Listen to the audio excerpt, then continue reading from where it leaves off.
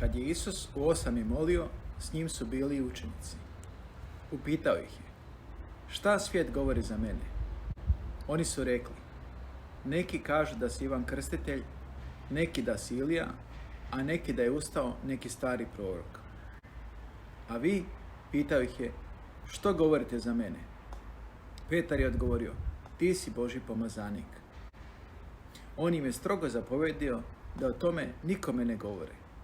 Rekao je: sin čovječi treba mnogo trpjeti, biti odbačen od starješina, velikih sveštenika i pismoznanaca, i 3. dan uskrsnuti. Svima je govorio: ako ko želi ići za mnom, neka zanijeće samoga sebe, neka svaki dan uzme svoj krst i neka me slijedi. Jer onaj koji svoj život želi spasti, izgubit će ga. A onaj koji svoj život izgubi zbog mene, taj će ga spasti.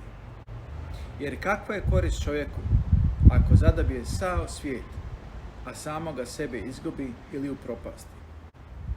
Ko se stidi mene i mojih riječi, toga će se sin čovječi stidjeti kad dođe u svojoj i očevoj slavi i slavi svetih anđela.